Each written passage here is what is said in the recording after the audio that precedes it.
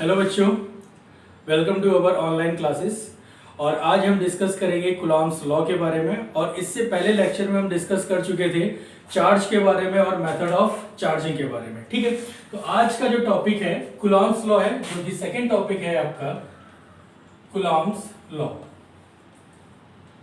तो Coulomb's law को समझने के लिए हमें थोड़ा सा चीजें जाननी होगी जो हम लोग क्लास 10th में पढ़ के आए थे।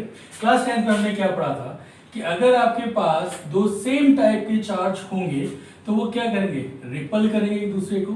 और अगर वो अपोजिट टाइप के अगर चार्ज होंगे तो क्या करेंगे, अट्रैक्ट करेंगे। लेकिन हमें नहीं पता था कि ये कितना मैग्नीट्यूड, मतलब इन दोनों के बीच में कितना फोर्स लग रहा है। हमें ये नहीं पता था कि इन दो के बीच में जो फोर्स लगता है वो किस किस चीज पे डिपेंड होता है।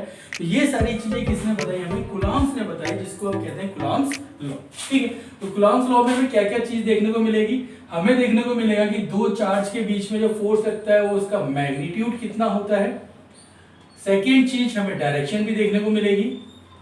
और तीसरी चीज डिपेंडेंसी, डिपेंडेंसी दिखेगी किसकी, फोर्स की डिपेंडेंसी की। वो फोर्स इन दोनों के बीच में जो लग रहा है वो किस किस चीज पे डिपेंड करता है। ठीक है, तो कुलॉम्स लॉ स्टार्ट करने से पहले हम एक चीज और जान लेते हैं कि मैटर, जो कि हम लास्ट उसमें भी डिस्कस किया था मैटर। तो मैटर अगर फोर्स अप्लाई करता है, हमेशा याद रखिएगा, अगर मैटर फोर्स अप्लाई करता है किसी अदर मैटर के साथ तो सिर्फ दो ही कैरेक्टरिस्टिक पे वो अप्लाई कर सकता है। मतलब या तो वो अपने मास के कारण फोर्स अप्लाई कर रहा होगा या फिर उसके चार्ज के कारण फोर्स अप्लाई कर रहा होगा। ठीक, अगर मास के कारण मैटर अगर फोर्स अप्लाई कर रहा होगा तो उसको हम कहते हैं ग्रेविटेशन फोर्स। और अगर वो चार्ज के कारण कर रहा है तो उसे हम क्या कहेंगे बेटा, इलेक्ट्रिक फोर्स। तो ये चीज हमने क्लास 9th में, क्लास 11th में हमने पढ़ा है ग्रेविटेशन लॉ न्यूटन्स का। और हमें यहाँ जो पढ़ना है वो क्या पढ़ना है बेटा, चार्ज के बीच में लगने वाला इलेक्ट्रिक फोर्स। ठीक है, तो दोनों के बीच में थोड़ा सा कंपेयर करके हम देखते हैं। ओके, समझ में आई चीज कि मैटर अगर किसी दूसरे मैटर में अगर फोर्स अप्लाई कर रहा होगा तो ये उसके सिर्फ दो ही कैरेक्टरिस्टिक के कारण करेगा, या फिर एक पहला उसका मास के कारण या फिर और चार्ज के कारण। मास के कारण करेगा तो उससे हम क्या कहेंगे, ग्रेविटेशन फोर्स कहेंगे। और अगर चार्ज के कारण करेगा तो उसे हम क्या कहेंगे, इलेक्ट्रिक फोर्स कहेंगे। क्लियर है, तो थोड़ा सा कंपेयर कर लेते हैं दोनों की चीजों पे जो 11th में आपने पढ़ा था। और ये भी हमने बता दिया आपको कुलॉम्स लॉ क्या क्या आपको शो कर रहा होगा, मैग्नीट्यूड बता देगा, डायरेक्शन बता देगा, और दोनों के बीच में लगने वाले फोर्स किस किस चीज पे डिपेंड करता है वो बताएगा। Clear, okay. तो कैरेक्टरिस्टिक हमने बताई, किसके कारण, या तो मास के कारण या फिर किसके कारण बेटा, अपने चार्ज के। क्लियर, मास के कारण लगेगा तो न्यूटन ग्रेविटेशन लॉ आपने पढ़ा है कब, 11th क्लास में। क्या था वो कि अगर आपके पास दो बॉडी हैं, एक बॉडी का मास कितना m1 है, m2 है, और दोनों के बीच की डिस्टेंस कितनी हो जाएगी, सपोज r है, तो इनके बीच में जो फोर्स लगेगा वो कैसे लगता है, F is directly proportional to m1 m2 और F is inversely proportional to 1/r²। इसको हम क्या कहते हैं, इनवर्स स्क्वायर लॉ भी बोला जाता है। ठीक है, और दोनों को अगर कंबाइन कर दो तो क्या हो जाएगा, F is directly proportional to m1 m2 and inversely proportional to r²। यही था आपके पास ग्रेविटेशन लॉ जो हम लोगों ने पढ़ा था 9th 11th में। सेम इसी तरीके से हम चार्ज के बारे में बात करते हैं। सेम चीज है, यहाँ पर मास है और यहाँ पे क्या बात हो जाएगी बेटा, चार्ज की। यहाँ पे चार्ज क्या है, Q1, यहाँ पे चार्ज क्या है बेटा आपका Q2। क्लियर, दोनों के बीच में डिस्टेंस कितनी है, सपोज r। जैसे मास के बारे में बात की थी वैसे ही सेम हम यहाँ पे क्या हो जाएगा, चार्ज के बारे में। यहाँ पर फोर्स क्या था, directly proportional to product of मास।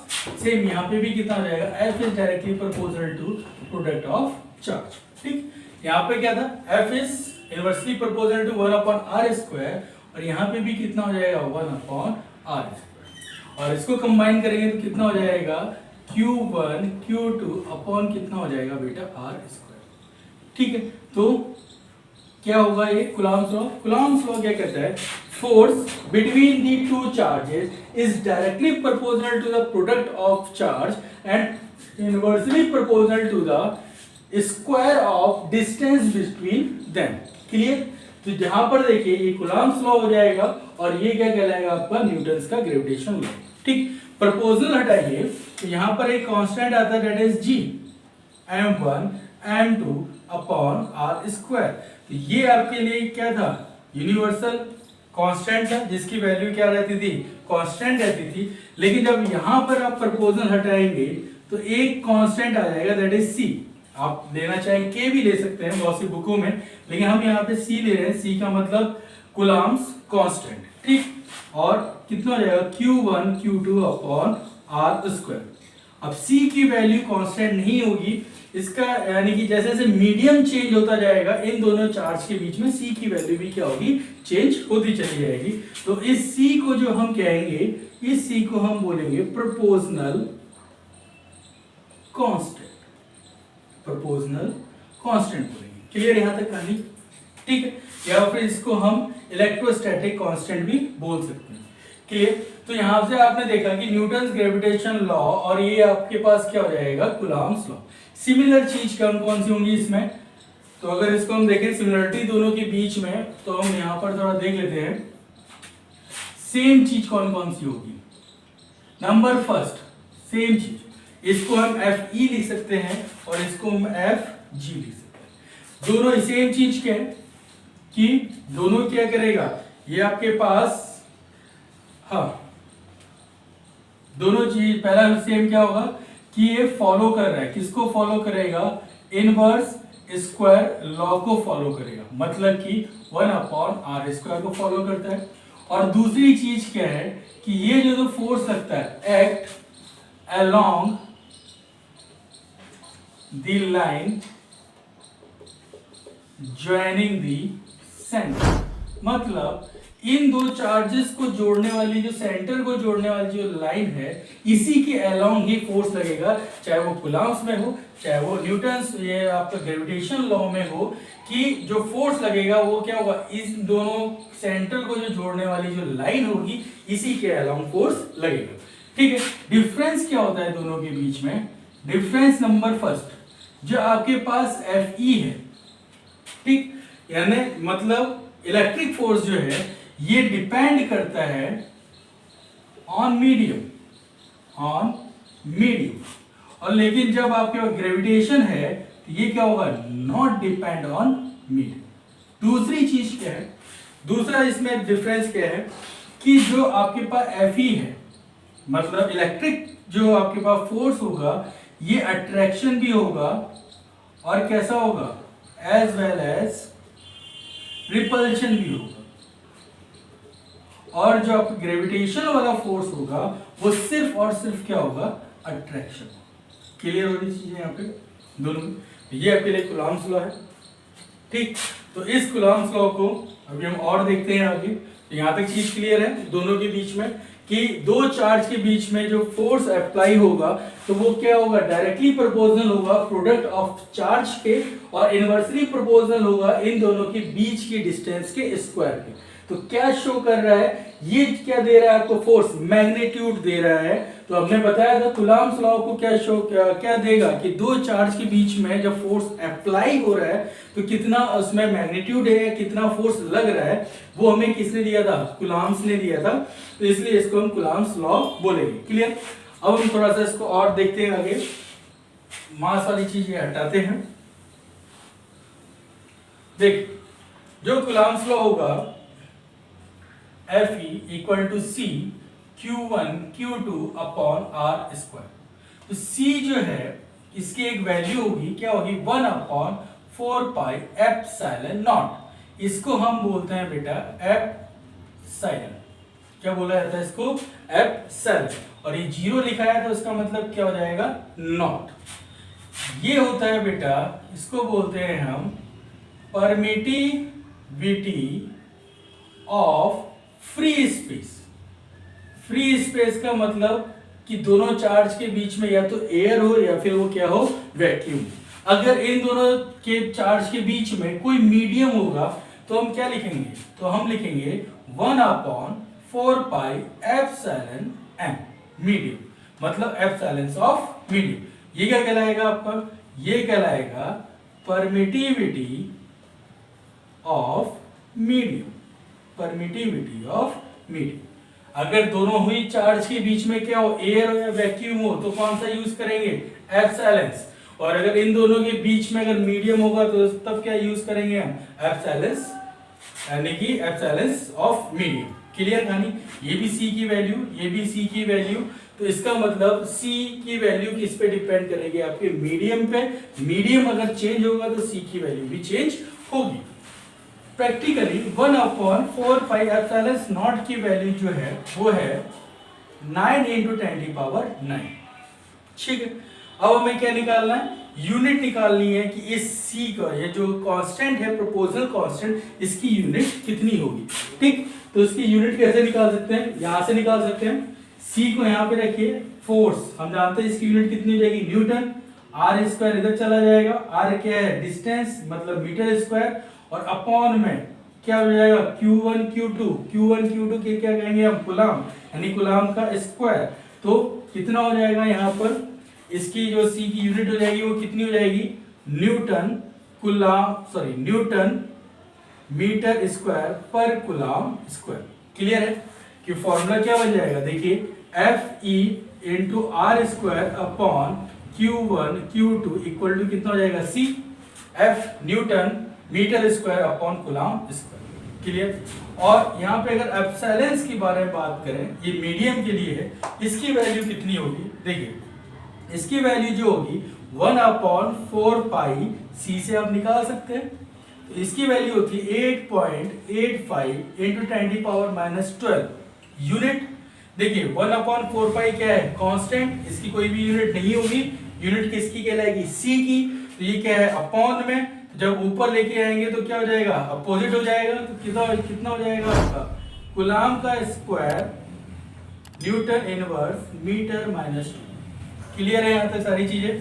तो ये था आपकी सी की वैल्यू, और ये हो जाएगी बेटा आपकी एप्सिलॉन्स नॉट की वैल्यू। क्लियर, ये है आपका Coulomb's law. Coulomb's law Fe = C q1 q2 upon r²। अगर इसको हम लिखना चाहें तो कैसे लिख सकते हैं, तो यहां देखिए,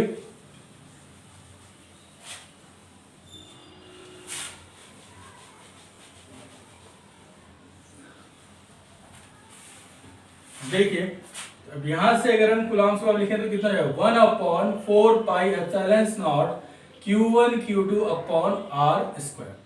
ठीक है, और इसकी वैल्यू भी होती तो Fe = 9 × 10⁹ q1 q2 upon r² लिख सकते हैं। और फोर्स कितना हो जाएगा, न्यूटन में, तो ये आ जाएगा न्यूटन। ठीक है, अब कुछ एग्जांपल देखते हैं इसको देखने के लिए। सपोज मानिए कि अगर आपके पास एक चार्ज है q1 और यहाँ पर एक चार्ज है बेटा q2, और दोनों के बीच की डिस्टेंस कितनी है, r। तो इनके बीच में फोर्स कितना अप्लाई हो रहा है, सपोज F1। क्लियर, और बीच में मीडियम क्या है आपका, एयर। अगर हम क्या करें, चार्ज को बढ़ा दें, मतलब चार्ज कितना हो जाएगा, 2q1, यहाँ पे कितना हो जाएगा बेटा 2q2, और डिस्टेंस को कैसे रखें, कांस्टेंट ही रखें, तो फोर्स कितना हो जाएगा, देखिए फोर्स कितना हो जाएगा, F2 इक्वल टू करना हो तो 1/4 पाई एप्सिलॉन नॉट। क्यों, क्योंकि बीच में एयर है, इसलिए क्या क्या लिखेंगे, एप्सिलॉन नॉट। q1 q2 कितना हो जाएगा, 2q1 × 2q2 4q1 q2 upon कितना हो जाएगा, r²। तो F2 इक्वल टू कितना हो जाएगा, 1/4 pi epsilon not q1 q2 upon r² की वैल्यू क्या हो जाएगी, F1 की। F1 को हम क्या लिख सकते हैं, 1/4 pi epsilon not q1 q2 upon r²। तो F2 कितना हो जाएगा, 4 बाहर आ जाएगा, और बाकी जो वैल्यू बची वो किसकी है, F1 की। तो क्या होगा, 4 टाइम्स इंक्रीज कर देगा। कब, जब चार्ज को हम बढ़ा रहे। अब हमने क्या किया, एक चार्ज लिया q1, दूसरा चार्ज लिया q2। चार्ज हमने कैसे लिया, प्रीवियस वाला लिया, लेकिन डिस्टेंस को क्या किया हमने, डिस्टेंस को हमने क्या किया, अब बढ़ा दिया। पहले कितना था r, अब हमने कितना किया 2r। तो देखिए फोर्स में कितना चेंज होगा, फोर्स कितना आ जाएगा, F3 इक्वल टू कितना जाएगा, 1/4 pi epsilon not q1 q2 वही रहेगा, r की वैल्यू कितनी रहेगी, 2r का स्क्वायर। और 2r का जब स्क्वायर करेंगे तो कितना हो जाएगा, 4r²। तो F3 जो हो जाएगा 1/4 pi epsilon not q1 q2 upon कितना हो जाएगा, 4r²। ठीक है, 4r² होगा तो 1/4 pi epsilon not q1 q2 upon r², किसकी वैल्यू, F1 की। तो कितना हो जाएगा F3 equal to F1 upon कितना हो जाएगा 4।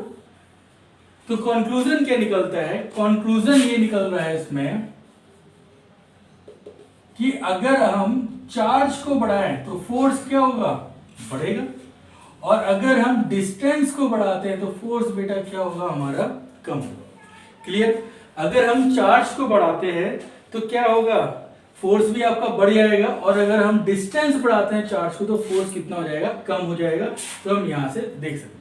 क्लियर। तो एक न्यूमेरिकल देखते हैं इसी से रिलेटेड थोड़ा सा।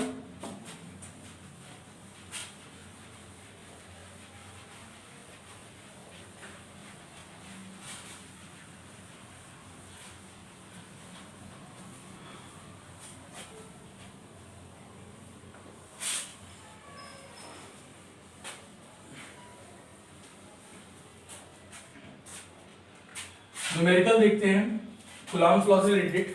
जो दो हमने कंडीशन इससे पहले बताई थी, चार्ज को डबल करते हैं या डिस्टेंस को डबल करते हैं, तो उसको दोनों कंबाइन करते हैं। तो न्यूमेरिकल ये कहता है कि अगर आपके पास एक चार्ज है Q1, दूसरा चार्ज कितना है बेटा आपके पास Q2, और इनके बीच की डिस्टेंस कितनी है R, तो फोर्स कितना लग रहा है बेटा, वो लग रहा है F1।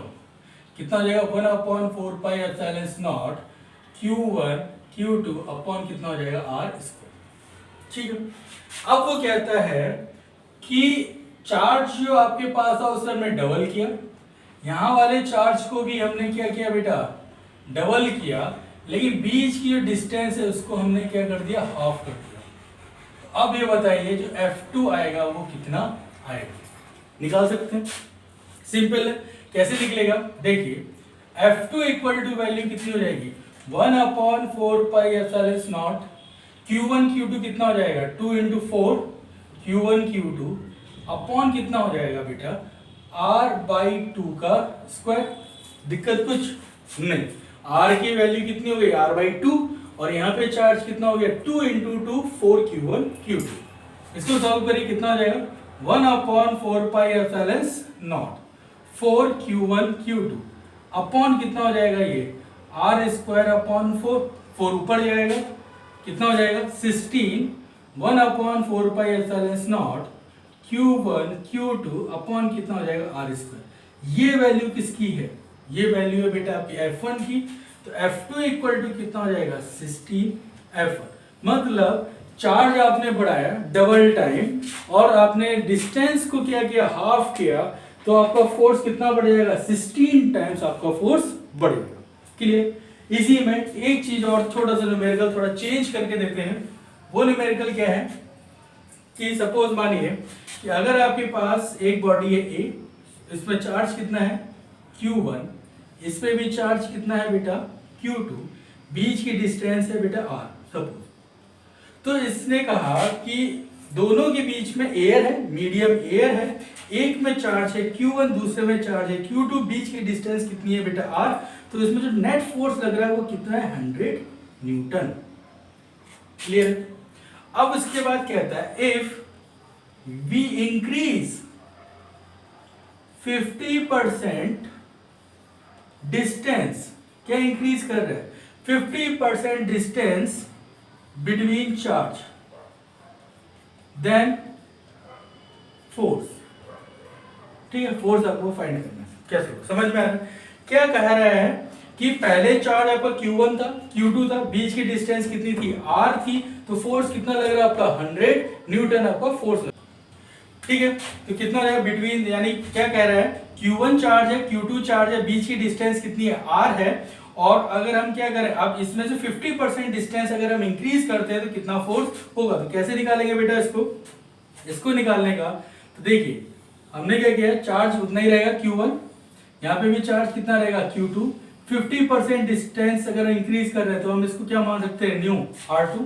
तो R2 किसके बराबर है, R2 ये है कि पहले कितनी थी R और उसके साथ कितनी इंक्रीज कर दी 50%। किसका 50%, R का तो 50% कितना हो जाएगा R/2। अगर ऐसे देखिए R प्लस कितना हो जाएगा 50%, और 50% ऑफ R कितना हो जाएगा बेटा R/2 ही तो होगा। तो टोटल आपके लिए कितनी डिस्टेंस आ जाएगी बेटा, ये हो जाएगी 3R/2। कोई दिक्कत इसमें, R2 की वैल्यू कितनी रहेगी 3R/2। तो आप निकाल सकते हैं न्यू फोर्स कितना लगेगा, न्यू फोर्स कितना लग जाएगा, यहां देख लीजिए F इक्वल टू यानी F2 इक्वल टू हो जाएगा बेटा आपके पास 1/4πε0 Q1 Q2 अपॉन कितना डिस्टेंस आ गया 3/2R का हो जाएगा। F2 इक्वल टू 1/4πε0 ये कितना हो जाएगा Q1 Q2 अपॉन कितना हो जाएगा 9/4R² हो जाएगा। दिक्कत कितना इंक्रीज करेगा नया फोर्स, अगर हमें F2 निकालना है तो F2 equal to 1/4πε0 Q1 Q2 upon R²। ये किसकी वैल्यू है, F की तो वैल्यू निकल रही है, ठीक है। तो हम ये भी लिख सकते हैं इसमें कि आपके पास 1/4π की जो वैल्यू है, या भी चलिए इसको कंपेयर कर लेते हैं। तो F2 इक्वल टू कितना हो जाएगा, ये हो जाएगा बेटा आपके पास F1 अपॉन 9/4 हो जाएगा।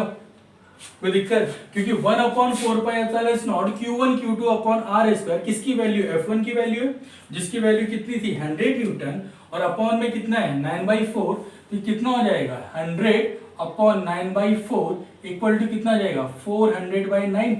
तो फोर्स जो नया आएगा वो कितना आएगा 400/9 न्यूटन। क्लियर है कहानी।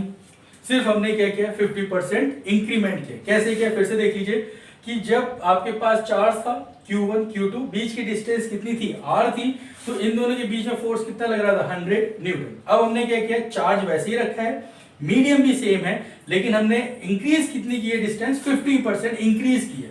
अगर डिक्रीज कहता तो यहाँ पे क्या होता माइनस, इंक्रीज कह रहा है इसका मतलब ऐड कर रहे हैं तो क्या हो जाएगा आपका प्लस, कितना परसेंट 50%। तो R2 इक्वल टू कितना हो जाएगा R प्लस R/2, ठीक है। तो ये टोटल आपके पास कितना आएगा 3R/2, और जब हम यहाँ रखेंगे F2 तो 3R/2 का स्क्वायर होगा 9/4R², और उसके बाद हमने क्या किया 1/4πε0 Q1 Q2 बाई R² की वैल्यू F1 अपॉन कितना हो जाएगा 9/4, 4 को ऊपर ले जाएगा 400/9, तो F2 की वैल्यू कितनी होगी आपकी 400/9 न्यूटन। क्लियर कहानी। तो यहाँ से आपको चीज समझ में आ गई होगी कि कूलॉम्स लॉ के बारे में, ठीक है। अब नेक्स्ट टॉपिक हम बात करते हैं परमिटिविटी के बारे में, ठीक है। तो अब हम बात कर रहे हैं परमिटिविटी के बारे में। तो परमिटिविटी क्या होता है, अभी आपको बताया था एप्सिलॉन्स नॉट एप्सिलॉन्स मीडियम, तो अब उसको भी हम देख लेते हैं क्या होता है परमिटिविटी। तो एक चीज हमेशा याद रखिए, जैसे सपोज मानिए कि अगर आपके पास दो चार्ज है, ठीक है, एक चार्ज Q1 एक चार्ज Q2, आपने इन दोनों को कहाँ रखा एयर में रखा, तो एयर में रखा तो फोर्स आपका कुछ ना कुछ होगा। अब उसी को उठा के आप क्या करो किसी अदर मीडियम में रख दो, वाटर में रख दो सपोज, तो फोर्स क्या होगा कम होगा, ठीक वो। लेकिन फोर्स कम क्यों हुआ कि उस वाटर की डेंसिटी ज़्यादा थी, या फिर वो उसका स्टेट अलग था, या फिर उसका कलर अलग था, इसलिए वो फोर्स कम हुआ नहीं। ये क्या जो मटेरियल जो आपके जो मीडियम था उसकी एक कैरेक्टरिस्टिक होती है जिसको हम कहते हैं परमिटिविटी, उस चीज पे डिपेंड करेगा। क्लियर है। परमिटिविटी हमेशा याद रखिए कि मीडियम की ना ही डेंसिटी पे वो डिपेंड करता है, ना ही उसके कलर पे डिपेंड करता है, और ना ही उसके स्टेट पे डिपेंड करता है। वो मीडियम के किस पे डिपेंड करेगा, एक कैरेक्टरिस्टिक जिसको हम क्या कहते हैं परमिटिविटी, ठीक। तो परमिटिविटी को हम क्या कहते हैं, परमिटिविटी को हम कह सकते हैं टू अलाउ, माना परमिट करना, या फिर हम कह सकते हैं टू परमिट, ठीक। लेकिन किसको अलाउ कर रहा है किसको परमिट कर रहा है, वो हम कहते हैं to reduce the effort of force. Force जो आपका फोर्स लग रहा था दोनों चार्ज के बीच में, उसको कम करने के लिए जो मीडियम एफर्ट करता है उसको क्या करेगा, ये परमिट करेगा या अलाउ करेगा, और उसी को हम क्या कहेंगे मीडियम की परमिटिविटी बोलेंगे। क्लियर कहानी, ठीक। और समझते हैं इसको। सपोज मानिए आपके पास एक चार्ज है QA, एक बॉडी है सपोज B, एक बॉडी हमने A ली है, एक बॉडी हमने क्या ली है B। अब हम चाहते हैं कि A वाली बॉडी इस B वाली बॉडी को अपनी ओर खींचना चाहती है, तो कैसे खींचेगी, ये क्या करेगा यहां से कुछ स्ट्रिंग डालेगा। तो हमने माना ये जो स्ट्रिंग डाल रहा है वो 100 स्ट्रिंग इस पे फेंकना, इस तरीके से। कितनी फेंकी, कितनी इसने A ने कितनी फेंकी 100 स्ट्रिंग फेंकी, ठीक है। मीडियम कौन सा है अभी एयर है, तो एयर है तो ए ने जितनी भी स्ट्रिंग भेजी वो सारी की सारी कहां चली गई B वाले पे चली गई, और उसको क्या करेगा, खींचेगा। हम मानते हैं कि एक स्ट्रिंग में जो फोर्स लग रहा है वो कितना लग रहा है, 1 न्यूटन। तो ए के कारण बी पे फोर्स कितना लगेगा, 100 न्यूटन फोर्स लगेगा। कहानी क्लियर। ए के कारण बी पे फोर्स कितना लगेगा, 100 न्यूटन। क्यों, क्योंकि 100 की 100 स्ट्रिंग गई। क्लियर। अब हम क्या करें, इन दोनों बॉडी को सेम ऐसे ही उठा के हम कहाँ रखते हैं, मीडियम में रखते हैं। तो मीडियम में अगर रखते हैं, सपोज आपके पास एक बॉडी ए है, दूसरी बॉडी क्या है आपके पास, बी है, मीडियम में रख रहे हैं। तो उसके बाद भी अब यहाँ पे मीडियम सपोज ले लीजिए वाटर है, क्या ले लीजिए, वाटर ले लीजिए। अब क्या होगा, ए वाला चाहता है बी को अपनी ओर अट्रैक्ट करना, तो क्या करेगा, यहाँ से वो भी स्ट्रिंग क्या करेगा, भेजेगा। लेकिन यहाँ पे अगर हमने पहला स्ट्रिंग भेजा गया, दूसरा स्ट्रिंग भेजा गया, लेकिन कुछ स्ट्रिंग इसमें से नहीं जाएंगे, तो सपोज माना कि हमारे सिर्फ कितने स्ट्रिंग चले गए, 60 स्ट्रिंग चले गए, लेकिन 40 स्ट्रिंग क्या हुए, डिसॉल्व हो जाएंगे। मान 40 स्ट्रिंग क्या हुए, डिसॉल्व हुए। तो ए ने बी पे फोर्स कितना लगेगा, ए के कारण बी पे फोर्स कितना लगेगा, 60 स्ट्रिंग के कारण, मतलब कितना होगा, 60 न्यूटन ही तो लगेगा। कितना कम हो गया, 40 न्यूटन कम हुआ। क्यों, क्योंकि जो 40 है वो क्या हो गया, डिसॉल्व हो गया।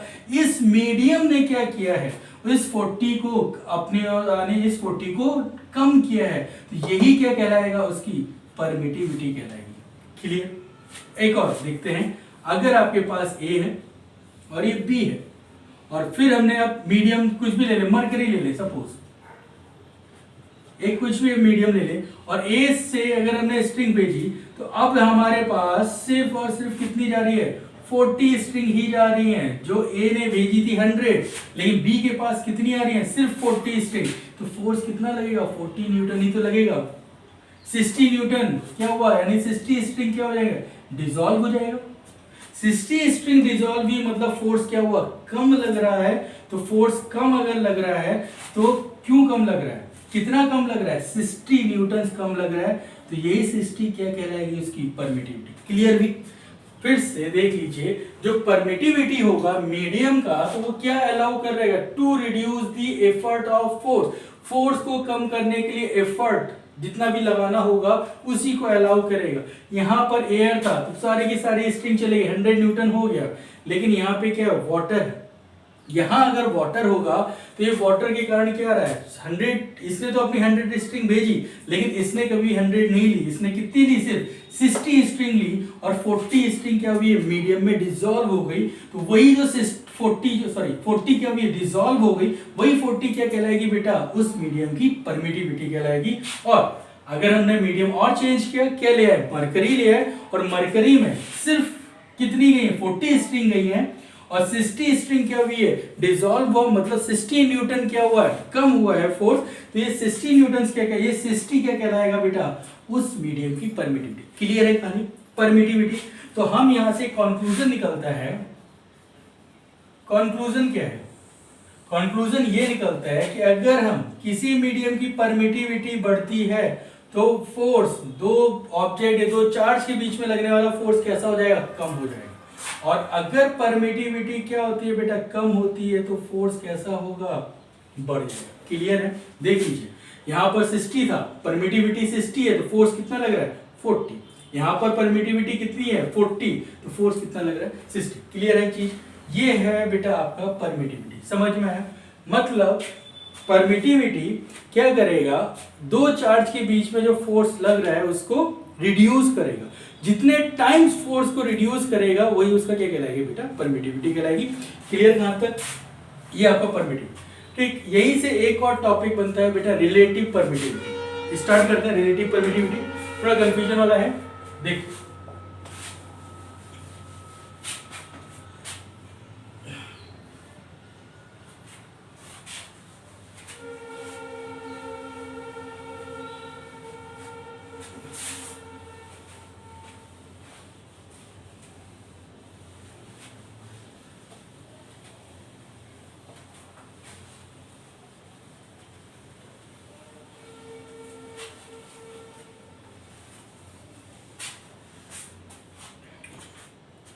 ओके, अब हम स्टार्ट करते हैं रिलेटिव परमिटिविटी। रिलेटिव परमिटिविटी ठीक है, इसको समझिए। परमिटिविटी समझ में आ गया कि परमिटिविटी क्या करेगा कि जो मीडियम होगा वो क्या करेगा, फोर्स को कम करेगा। ठीक है, फोर्स के एफर्ट को कम करेगा, वही उस मीडियम की क्या कहलाएगी, परमिटिविटी। और फोर्स जो है वो मीडियम के ना ही डेंसिटी पे डिपेंड करेगा, ना ही उसके स्टेट पे डिपेंड करेगा, ना ही उसके कलर पे डिपेंड करेगा, सिर्फ किस पे डिपेंड करेगा, वो उस मीडियम की परमिटिविटी पे डिपेंड करेगा। क्लियर। अब हम बात करते हैं रिलेटिव परमिटिविटी। क्या होता है रिलेटिव परमिटिविटी? देखिए सपोज एग्जांपल के तौर पे देखिए, एक आपके पास चार्ज यहाँ पर है Q1, एक चार्ज आपके पास यहाँ पर है Q2। ठीक है, दोनों के बीच की डिस्टेंस कितनी है, centre to centre r distance. दोनों के बीच में फोर्स कितना लग रहा है, सपोज मानिए F1 फोर्स लग रहा है, ये F फोर्स लग रहा है। क्यों? क्योंकि इनके बीच में अभी क्या है, एयर है, फोर्स लग रहा है। सेम यही चार्ज को उठा के हमने क्या किया, दूसरे मीडियम में ले गए। सपोज मानिए यहाँ पे चार्ज था Q1, यहाँ पे चार्ज किया था आपका Q2, और अब हमने यहाँ पे क्या डाल दिया, एक मीडियम डाला। बीच की distance same as it is, जैसे पहले थी वही आपके पास रह जाएगा r। ठीक है, ये डिस्टेंस भी r, ये डिस्टेंस भी r, सेम चार्ज, लेकिन यहाँ क्या आ गया, मीडियम आ गया है।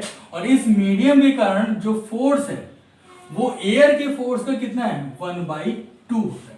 मतलब अगर यहाँ 50 न्यूटन लग रहा था तो यहाँ कितना लग रहा है, 25। अगर यहाँ 100 न्यूटन लग रहा था तो यहाँ कितना लगेगा बेटा, 50 न्यूटन। ठीक, तो फोर्स कितना हुआ, 50% कम हुआ, मतलब 1/2।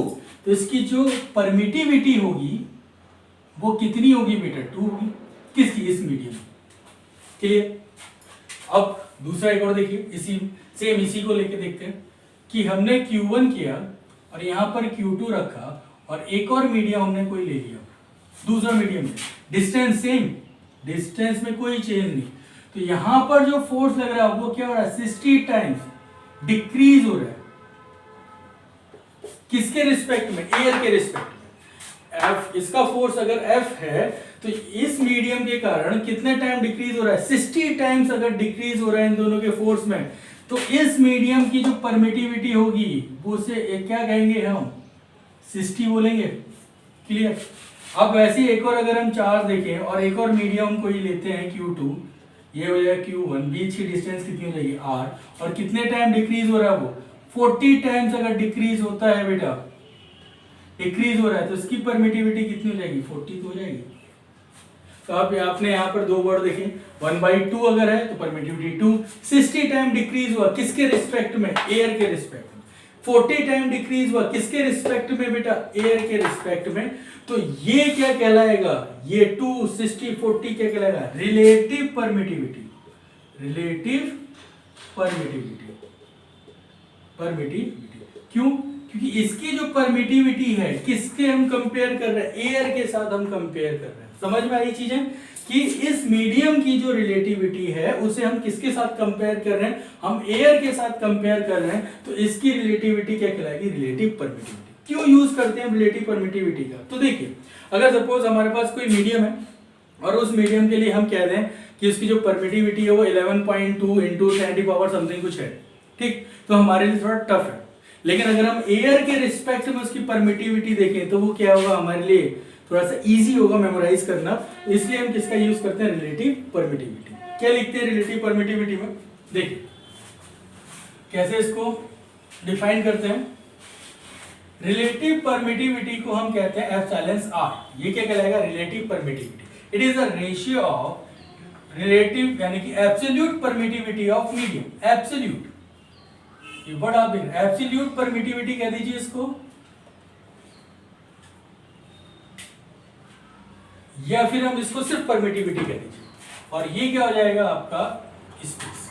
ठीक है, तो ये क्या है, relative permittivity equal to absolute permittivity of medium upon absolute permittivity या परमिटिविटी ऑफ एयर।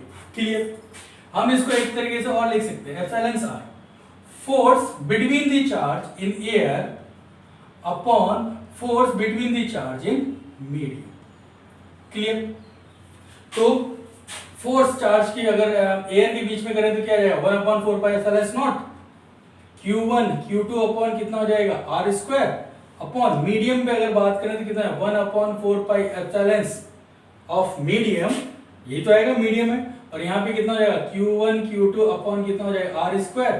तो Q1 Q2 R square Q1 Q2 R square cancel 1/4 pi 1/4 pi cancel, तो ये ऊपर जाएगा तो कितना आ जाएगा epsilon medium upon epsilon of air या फ्री स्पेस। क्लियर था नहीं? तो एप्सिलॉन आर मतलब relative permittivity is equal to the it is the ratio of permittivity of medium to the permittivity of air या force in air upon force in medium. Clear? Relative permittivity क्या होगी कि किसी भी medium की permittivity with the respect of air, वो क्या कहलाएगी आपकी रिलेटिव परमिटिविटी। बताएंगे अभी और क्यों इसका यूज करते हैं, इजी है। ठीक है, याद रखिए एक चीज और याद रखिएगा, ये जो रिलेटिव परमिटिविटी है इसका जो मैग्नीट्यूड का मतलब न्यूमेरिकल वैल्यू अगर हम बात करें वो किसके इक्वल होता है, वो होता है बेटा डाई इलेक्ट्रिक कांस्टेंट के इक्वल होता है। डाई इलेक्ट्रिक कांस्टेंट को हम किससे रिप्रेजेंट करते हैं, के से। ठीक है, इसकी वैल्यू और डाइलेक्ट्रिक कांस्टेंट की वैल्यू ही क्या होती है, दोनों सेम। तो हम ई आर की जगह सॉरी एप्सिलॉन आर की जगह हम किसको यूज कर सकते हैं, के को। खैर, तो इसको हम और थोड़ा सा सिंप्लीफाई करें तो epsilon of medium equal to कितना हो जाएगा, एप्सिलॉन ऑफ एयर या vacuum to relative permittivity. Clear? तो फॉर्मूला हमारे पास कूलम्ब्स लॉ क्या कहलाता है, कूलम्ब्स लॉ हो जाएगा F इक्वल टू 1/4 पाई किसी भी मीडियम के लिए force in medium 1/4 pi epsilon medium Q1 Q2 upon R। 1/4 pi epsilon not Q1 Q2 upon कितना हो जाएगा आपका R स्क्वायर। ठीक है, तो हम इसको ये भी लिख सकते हैं 1/4 पाई एप्सिलॉन मीडियम की जगह हम क्या यूज करते हैं, epsilon not epsilon R Q1 Q2 upon R square. कोई दिक्कत इसमें? इसको हम और भी लिख सकते हैं क्या, एप्सिलॉन R की जगह क्या यूज कर सकते हैं, K। तो Fm इक्वल टू कितना हो जाएगा 1/4 पाई एप्सिलॉन नॉट K, इसको हटा दीजिए, Q1 Q2 अपॉन कितना हो जाएगा R स्क्वायर। क्लियर? अब देखिए 1/4 पाई एप्सिलॉन नॉट, ये जो वैल्यू है ये वैल्यू, इस वैल्यू को तो हम जानते हैं कितना हो जाएगा 9 × 10⁹, और हमें किसकी वैल्यू याद रखनी है, सिर्फ k की वैल्यू तो याद रखनी है, जो कि इजी हो जाएगी। अब अगर हम यहाँ यूज करते हैं, इसको यूज करेंगे तो हमें एक मीडियम की यूज करनी पड़ेगी, और मीडियम बहुत ज्यादा होते हैं और मीडियम की वैल्यू बहुत ज्यादा आपको मिल जाएगी। क्लियर है? तो इस तरीके से हम इसमें देखते हैं, तो फॉर्मूला जो बनता है ये बनता है 1/4 pi epsilon not K Q1 Q2 upon R square, और K क्या कहलाएगा आपका डाइलेक्ट्रिक कांस्टेंट। वैल्यू की बात करें कि डाइलेक्ट्रिक कांस्टेंट की वैल्यू कितनी होगी, तो देखिए हमने अभी आपसे कहा कि एप्सिलॉन नॉट की वैल्यू जितनी कम होगी, क्या होगा, एप्सिलॉन नॉट की वैल्यू जितनी कम होगी फोर्स कितना होगा उतना ही ज्यादा होगा। चीज समझ में आ रही है? वही अगर हम एप्सिलॉन नॉट की एप्सिलॉन मीडियम की अगर हम वैल्यू की बारे में बात करें, जितनी ज्यादा होगी उतना ही फोर्स क्या होगा, कम होगा। ठीक, और फोर्स मैक्सिमम कब होगा, एयर में ही तो होगा। तो एप्सिलॉन मीडियम के बारे में बात करें या फिर के के बारे में बात करें, तो के की वैल्यू क्या होती है 1 होती है, कब, एयर में या फिर वैक्यूम में, तो फोर्स क्या होगा, मैक्सिमम होगा। लेकिन जब एयर की जगह उसमें मीडियम ला देंगे तो क्या होगा, एयर की जगह जब हम मीडियम ले आएंगे तो फोर्स क्या होगा, कम ही तो होगा। जब फोर्स कम होगा तो के की वैल्यू क्या होगी बेटा, बढ़ेगी। हमेशा याद रखिए जो के की वैल्यू होगी वो हमेशा क्या होगी, 1 से ज्यादा ही होगी या फिर इक्वल होगी। ठीक, क्योंकि फोर्स क्या होगा, मिनिमम हो जाएगा, मीडियम अगर लेते हैं तो। अब के की वैल्यू कभी भी 0 नहीं हो सकती, के की वैल्यू कभी भी नेगेटिव नहीं हो सकती। याद रखिएगा के की वैल्यू हमेशा के से 1 से ज्यादा होगी। ठीक, तो इसके लिए टेबल बना लीजिए, सिंपल सा टेबल देख लीजिए। टेबल क्या है,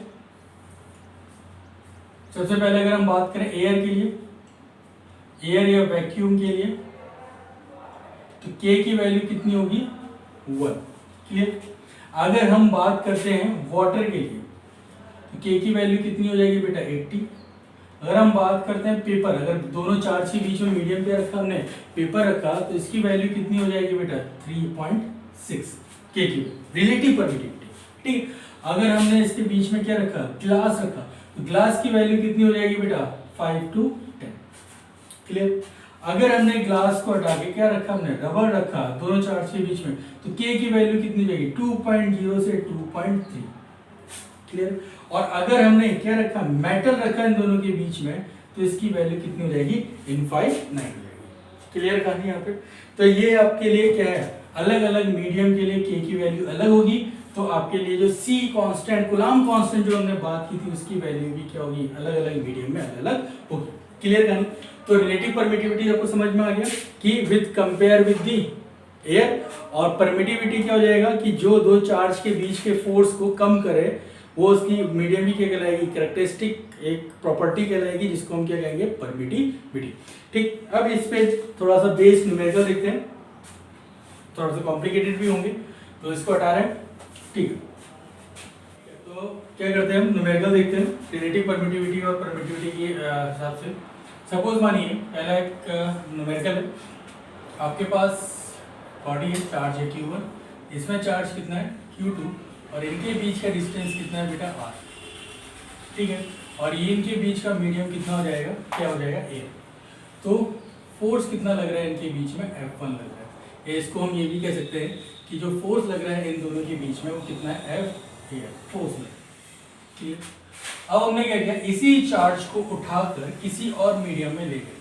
चार्ज वही है Q1 Q2, डिस्टेंस सेम है, लेकिन इनके बीच में हमने क्या डाला, एक मीडियम डाल दिया। ठीक है, मीडियम डाला। और जब मीडियम रखा इन दोनों चार्ज के बीच में, तो जो फोर्स है वो क्या हुआ, एयर के फोर्स का 1/4 हो गया इसमें। क्लियर। ये एयर में था, ये मीडियम में था, तो अगर यहाँ पे कितना लगा, 40 न्यूटन अगर फोर्स लग रहा था, तो अब इन दोनों के बीच में फोर्स कितना लगेगा, कम होगा। मीडियम में तो फोर्स कम हो जाएगा, और कितना हो जाएगा 10 न्यूटन सपोज हो जाएगा। तो हमें क्या फाइंड करना है, फाइंड करना है relative permittivity of medium. Medium की रिलेटिव परमिटिविटी क्या करनी है, हमें फाइंड करनी है। कैसे निकालोगे, क्या करोगे, सिंपल सी चीज है। एफ एयर का फॉर्मूला कितना हो जाएगा, 1/4 पाई एप्सिलॉन नॉट, क्योंकि एयर है, Q1 Q2 अपॉन कितना हो जाएगा आर स्क्वायर। एयर वाले को हम क्या, इसको हम क्या लिख सकते हैं, एफ मीडियम। एफ मीडियम कितना जाएगा, 1/4 pi epsilon medium Q1 Q2 upon are square, ये तो लिखेंगे। ठीक है। तो कंपेयर कर लीजिए जरा, F air upon F medium equal to कितना हो जाएगा, 1/4 pi epsilon not Q1 Q2 upon are square upon कितना हो जाएगा, 1/4 pi M Q1 Q2 upon are square. Clear, कोई दिक्कत है नहीं। तो क्या करेंगे, चेंज करेंगे इसको, रिलेटिव परमिटिविटी के टर्म्स में लिख लीजिए। ये आ जाएगा आपका कितना हो जाएगा, एप्सिलॉन नॉट एप्सिलॉन आर ही तो हो जाएगा रिलेटिव परमिटिविटी में। तो देखिए Q1 Q2 R square, Q1 Q2 R square cancel हो जाएगा, 1/4 pi epsilon not 1/4 pi epsilon not cancel हो जाएगा, क्या बचेगा, रिलेटिव परमिटिविटी ये तो बचेगा, इक्वल टू कितना हो जाएगा, F air upon F medium. तो एफ एयर और एफ मीडियम की वैल्यू कितनी है, ये आपके पास अगर एफ एयर है तो मीडियम कितना हो जाएगा, एफ एयर अपॉन 4, ये डिवाइड 1 कर दीजिए, तो कितना होगा, इसका इससे मल्टीप्लाई, इसका इससे मल्टीप्लाई, तो कितना हो जाएगा 4 आ जाएगा। तो रिलेटिव परमिटिविटी कितनी आ गई, मीडियम की 4। और डायरेक्ट भी हम देख सकते हैं, हमने आपको बताया था कि अगर 1/2 होता है, अगर फोर्स 1/2 होगा तो मीडियम की परमिटिविटी ऑब्वियस सी बात है कितनी हो जाएगी 2। तो वही चीज है, F/4 यहाँ पे हो रहा है, तो परमिटिविटी कितनी हो जाएगी 4। ये बहुत बेसिक था। अब जो क्वेश्चन है वो थोड़ा सा कॉम्प्लिकेटेड है, ध्यान से देखिएगा, और थोड़ा सा कंपटीशन बेस्ड में ऐसा क्वेश्चन पूछा जाता है बोर्ड लेवल पे भी, तो इसको हट रहा है। ये जो क्वेश्चन आ रहा है, अब जो क्वेश्चन है प्लीज थोड़ा सा ध्यान से देखिएगा, देखिए समझने की कोशिश कीजिए। सपोज मानिए आपके पास एक चार्ज है Q1 और एक चार्ज है बेटा आपके पास Q2। ठीक, दोनों के बीच में हमने क्या किया, मीडियम रखा, और उस मीडियम का जो डाइलेक्ट्रिक कांस्टेंट है उसकी वैल्यू कितनी है K, और बीच की डिस्टेंस कितनी है इसकी R। क्लियर। ठीक है। अब क्या करें, एक और चार्ज लिया हमने, वही वाला same charge Q1, same charge Q2। अब उठा के हमने मीडियम से उठा के हम कहाँ ले आए, एयर में। तो एयर में लिया तो K की वैल्यू कितनी हो जाएगी, 1 हो जाएगी। और इनके बीच की डिस्टेंस हमने कितनी कर दी, r2। क्लियर। हम जानते हैं एयर में फोर्स ज्यादा होगा, मीडियम में फोर्स कम होगा। तो सपोज अगर यहाँ पे फोर्स, हम सिर्फ एज्यूम करते हैं, यहाँ पे अगर फोर्स लग रहा है F2, अगर सपोज मानिए वो 100 न्यूटन है, तो यहाँ पे फोर्स F1 कितना लगेगा, 80 न्यूटन ही तो लगेगा, मतलब कम ही तो लगेगा एयर से। अब वो चाहे जितना भी हो सकता है, 60, 40, 30, तो हम 80 मानते हैं, एज्यूम करते हैं। ठीक। क्वेश्चन क्या कहता है, अब देखिए क्वेश्चन ये कह रहा है कि इनमें फोर्स 80 न्यूटन अगर है, तो यहाँ भी फोर्स कितना होना चाहिए, 80 न्यूटन होना चाहिए। क्वेश्चन है अगर यहाँ पर फोर्स 80 न्यूटन है और जब हम उसको एयर में ला रहे हैं दोनों चार्ज को, तो फोर्स कितना लगना चाहिए, 80 न्यूटन ही लगना चाहिए। पहली चीज, चार्ज Q1 Q2 कैसा रहेगा, सेम रहेगा, चार्ज में कोई भी चेंज नहीं कर सकते। तो किस में चेंज करेंगे, डिस्टेंस में तो चेंज करेंगे। तो क्वेश्चन कहता है R2 की वो वैल्यू बताओ जिसके कारण, R2 की वह वैल्यू बताओ, वो वैल्यू बताओ जिसके कारण फोर्स किसके बराबर लगे, मीडियम के फोर्स के बराबर लगे। समझ में आ रही चीज क्या कह रहे हैं। F1 80 मीडियम में, F2 एयर में है, तो एयर में ज्यादा है, मीडियम में कम है। तो हम चाहते हैं कि इसकी डिस्टेंस को बढ़ाएं या कम करें, ताकि इनके बीच जो फोर्स लगे वो कितना लगे, 80 न्यूटन ही लगे। क्लियर, समझ में आया। कैसे निकालोगे, ठीक, क्योंकि चार्ज सेम है तो चेंज क्या करोगे, R1 R2 ही चेंज करोगे। कैसे निकालोगे इसको, देखो दोनों ही इसमें क्या होगा, F अगर एयर के बारे में बात करें या F मीडियम के बारे में बात करें, तो दोनों क्या बराबर ही लग रहा है, 80 न्यूटन 80 न्यूटन।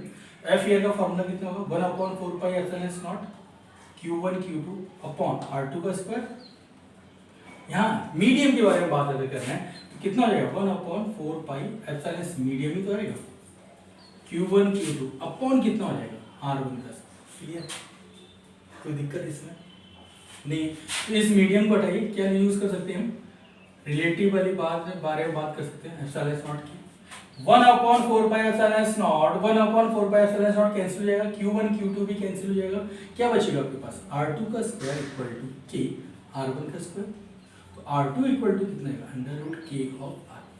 ये चीज क्लियर है, क्या दिखाई दे रहा है आपको, क्या मिल रहा है यहाँ पे आपको। R2 क्या है, डिस्टेंस। पहली चीज R2 बड़ा है R1 बड़ा है, R2 बड़ा है या फिर R1 बड़ा है, तो हम क्या कहेंगे, R2 बड़ा। क्यों, 80 न्यूटन है, 100 न्यूटन लग रहा था, अब हमें 100 से कितना करना है, 80 करना है, तो डिस्टेंस क्या करना पड़ेगा, बढ़ाना पड़ेगा। क्यों, ये फोर्स इज इनवर्सली 1/r²। जितना भी आप डिस्टेंस को बढ़ाएंगे फोर्स क्या होगा, कम होगा। कहानी क्लियर है। तो R2 क्या होगा, बड़ा होगा, पहली चीज। दूसरी चीज जो यहाँ पे कंक्लूजन निकलता है, एक चीज याद रखिएगा, कंक्लूजन, ये R2 क्या है, distance in air equal to √K, मतलब डायरेक्ट्रिक कांस्टेंट ऑफ मीडियम, और डिस्टेंस इन मीडियम। क्लियर है, ठीक। मतलब इन दोनों की डिस्टेंस कब बराबर होगी, देखो चार्ज बराबर था, दोनों में अगर फोर्स इक्वल करना है तो डिस्टेंस क्या करना पड़ेगा, इक्वल होनी चाहिए। लेकिन मीडियम में तो क्या होगा, कम ज्यादा होगा। तो अगर हम इस मीडियम की डिस्टेंस को एयर की डिस्टेंस से इक्वल करना हो, तो हमें क्या करना पड़ेगा, मीडियम की डिस्टेंस को उस जो मीडियम होगा उसके डायरेक्ट्रिक कांस्टेंट के √, से मल्टीप्लाई करना पड़ेगा। ये चीज क्लियर है, समझ में आ रही है। बस ये थोड़ा सा कॉम्प्लिकेटेड है कि distance in air equal to, जब हमें क्या करना हो, मीडियम की डिस्टेंस को एयर की डिस्टेंस में इक्वल करना हो, तो क्या करना पड़ेगा, √K से हमें मल्टीप्लाई करना पड़ेगा, जो भी क्या होगा, डायरेक्ट्रिक कांस्टेंट। चीज समझ में आई, नहीं आई, फिर से देखते हैं। चलिए इसको थोड़ा सा एक एग्जांपल के तौर पे देखते हैं। ऊपर वाला समझ में आ गया आपको, देखिए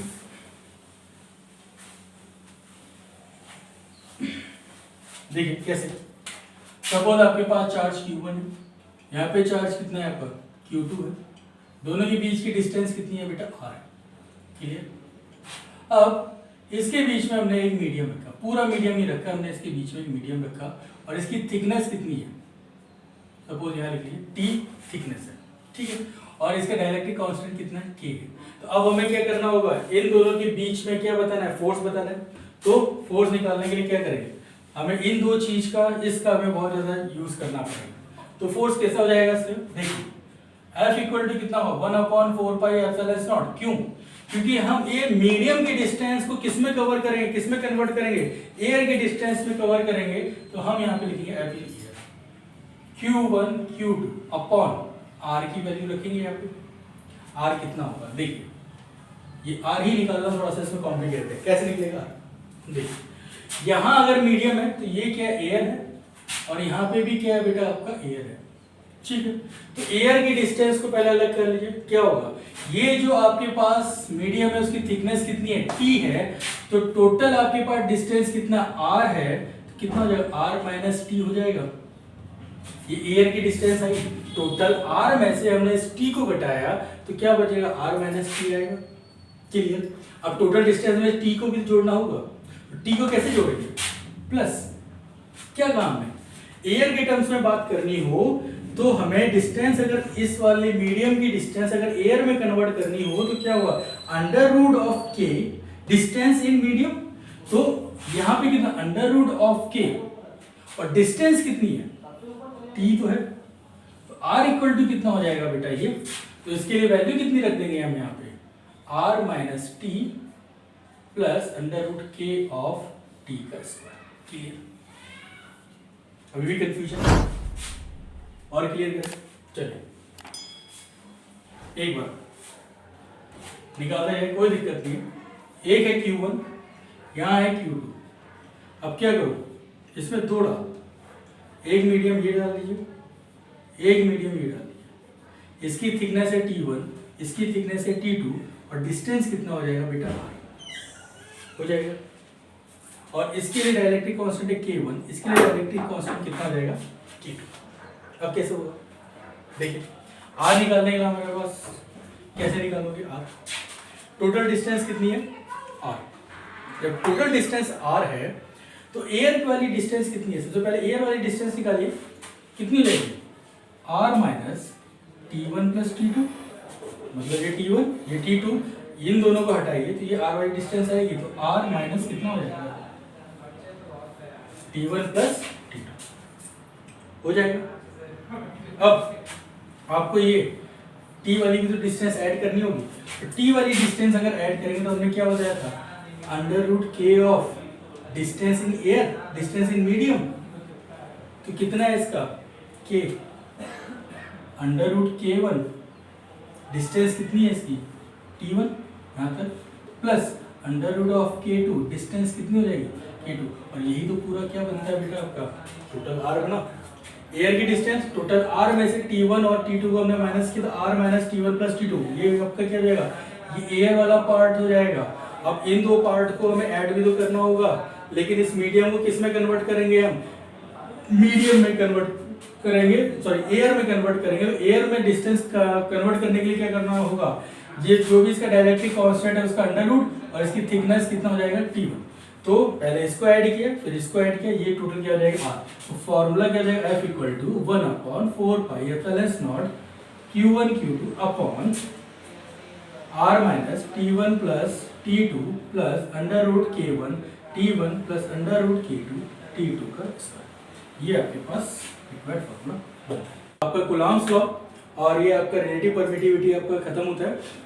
नेक्स्ट टॉपिक हम बात करेंगे आपका कूलॉम्स लॉ का वेक्टर फॉर्म, ठीक है।